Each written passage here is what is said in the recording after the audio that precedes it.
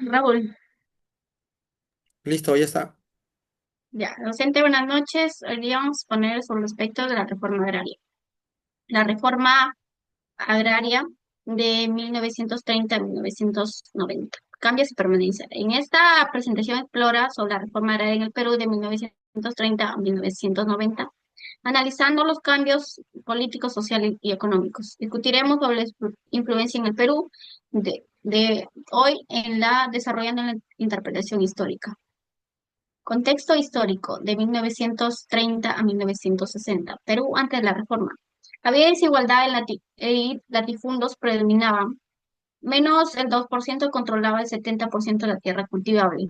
Presen- Presión social creciente. Movimientos campesinos exigían justicia y acceso a la tierra. Había un gran descontento. Gobiernos y políticas. Los intentos de la reforma agraria fueron limitados. Las élites resistieron fuertemente cualquier cambio. La reforma agraria de 1969, objetivos y alcances. El gobierno de Juan Velasco Alvarado lideró una revolución llamada Desde Arriba. La ley de la reforma agraria: se expropiaron latifundos y distribuyeron tierras. Nuevas estructuras, creación del CAP y SAIS. Son dos tipos de empresas asociativas que se crearon parte de la reforma agraria. CAP significa cooperativas agrarias y producción, y SAIS, Sociedad Agrícola de Interés Social. Se establecieron en las haciendas ganaderas de la sierra. Objetivo principal era eliminar la concentración de tierras y mejorar la vida del campesino. La reforma agraria tenía como objetivo abordar las desigualdades en la tenencia de la tierra y mantener condiciones de vida a los campesinos, es decir, mejorarlas, eh, a través de la expropiación extensa de propiedades concentradas, llamadas la tierra es para quien trabaja. Se llevó a cabo la distribución de tierras priorizando a agricultores desfavorecidos para la equidad, es decir, la igualdad para todos y participación en la producción agrícola. A pesar de las metas positivas, la reforma agraria enfrentó críticas y desafíos durante la expropiación, generó tensiones en algunos sectores de estabilidad, en tanto mayormente en lo político. ¿Fue beneficiosa la reforma agraria desde el punto de vista político, social y económico?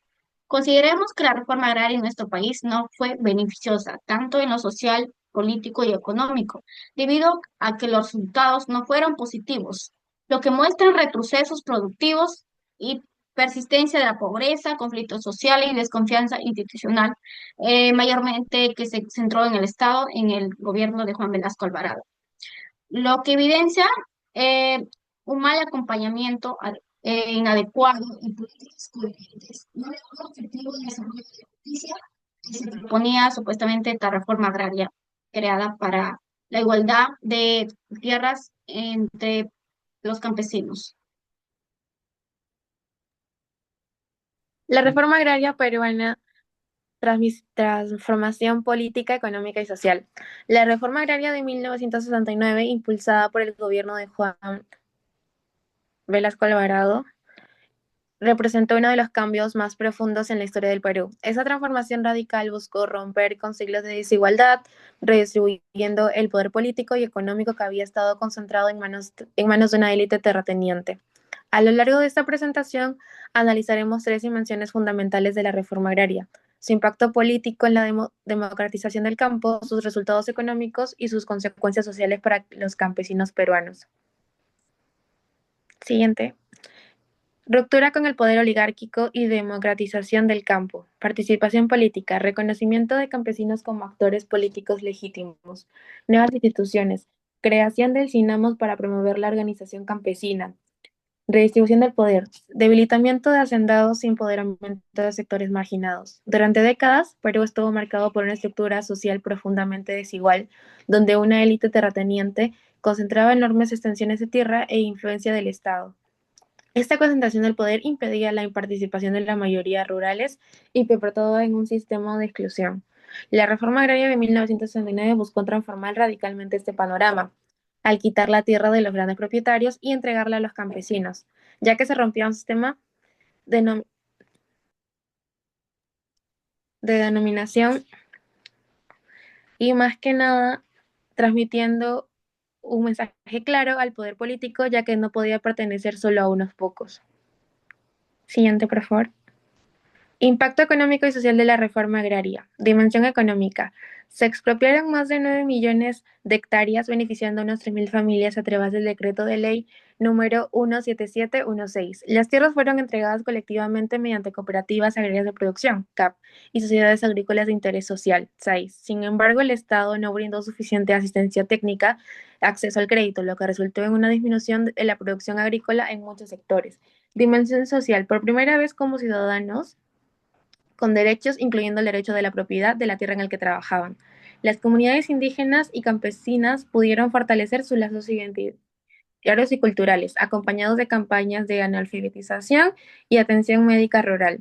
Aunque no resolvió todos los problemas estructurales, la reforma agraria representó un acto de reparación histórica e incluso social para millones de peruanos olvidados. Desde mi punto de vista, la reforma agraria fue una medida necesaria y justa, sobre todo por el plano político y social, porque buscó acabar con siglos de desigualdad en el campo y devolverle la dignidad a los campesinos. Sin embargo, hay que reconocer que tuvo muchos problemas económicos debido a la falta de apoyo técnico y planificación. Aún así, considero que los objetivos fueron valiosos y pues marcaron el cambio importante en la historia del país. Gracias. Bueno, siguiendo con la exposición, vamos a ver un poco de las contribuciones del tema. Una de las contribuciones muy importantes en esta reforma agraria es la ley 2653. ¿Y qué nos quiere decir esta ley? Que fue el reconocimiento del derecho del asentamiento indígena a la propiedad de las tierras como tres características, ¿no? Una es inalienable, otra es imprescriptible y la otra es inambergable. ¿Y qué significa cada uno de ellos? Primero, que no puede negarse. La segunda es que no puede perder la vigencia o el valor. Y la tercera es que no puede ser objeto de embargo.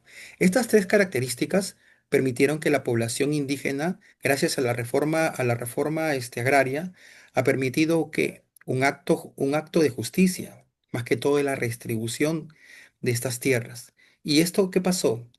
Hizo que la sociedad, la sociedad de los indígenas pueda ser desplazada a los grandes terratenientes tradicionales. En este caso, los gamonales que hemos visto en las clases anteriores. Asimismo, el golpe fue un golpe muy definitivo a las relaciones serviles que tanto daño hicieron a los campesinos. Siguiente, por favor.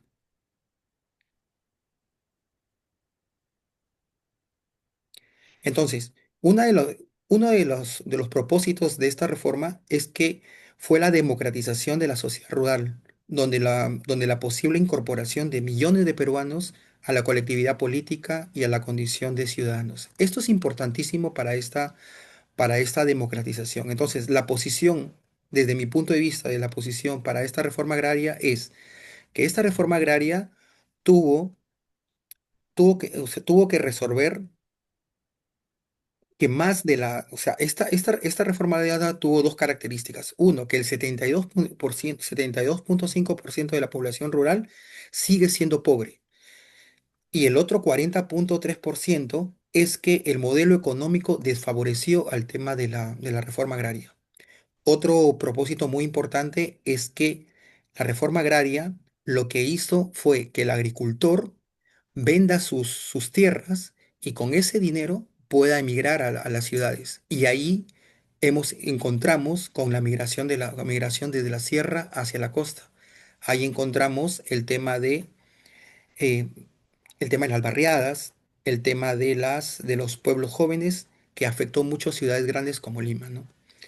Esa sería mi postura. Gracias.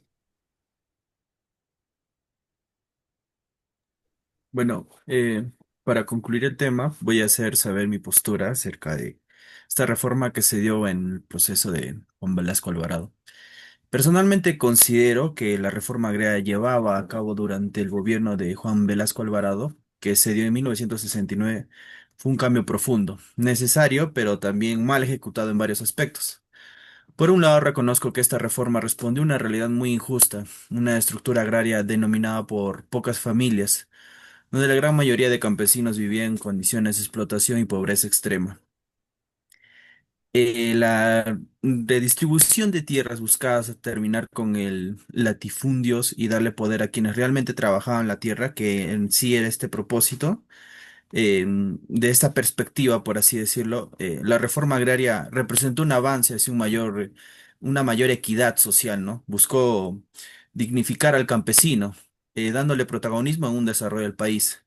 Pero tenemos que considerar también que es importante señalar que la implementación que tuvo muchos errores. Falta de preparación técnica, la ausencia de un acompañamiento productivo real, una burocracia ineficiente. Hicieron que muchas cooperativas fracasaran de esta manera, ¿no? A largo del plazo esto afectó la productividad del campo peruano, generando consecuencias económicas negativas y aún arrasando hoy en día, ¿no? En resumen, yo considero que la reforma agraria de Velasco fue una medida valiente, necesaria en su intención para la vivencia que se daba en ese entonces, ¿no? Pero mal planificada y ejecutada.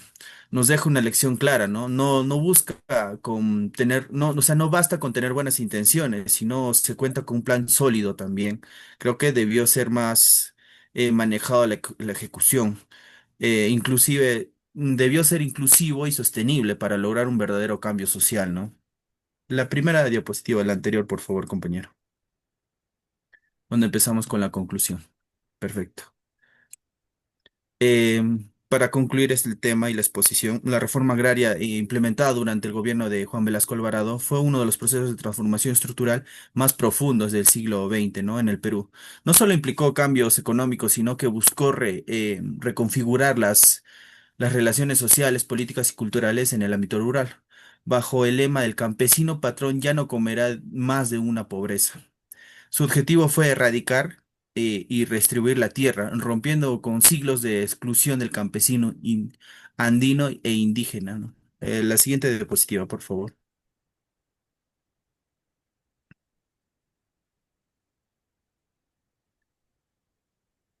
Impacto social y económico de la reforma. Efectos sociales significativos, ¿no? Uno de los efectos sociales que resaltó más fue la incorporación de miles de campesinos a la vida política y económica. Otro punto sería la virilización de demandas históricas por injusticia agraria, generación de discusión, de dignificación del trabajo agrícola, creación de cooperativas agrarias y unidades de propiedad social. La reforma dignificó la figura del campesino y sentó las bases para nuevas formas de organización social en el campo, buscando autogestión y empadronamiento colectivo. Como resultado podríamos llegar a tener falta de capacitación técnica, como hace un momento lo mencionábamos, acceso a créditos para beneficiarios, problemas de infraestructura adecuada y que limitaron la productividad, excesiva burocratización estatal y errores en la implementación. Eso fue muy perjudicial para esta reforma. Debilidad e ineficacia en muchas cooperativas llevando a una desarticulación. A pesar de sus intenciones, la reforma enfrentó serias limitaciones que afectaron el aumento sostenido de la productividad agrícola y la consolidación de un modelo de desarrollo rural eficiente. Eso es todo, docente.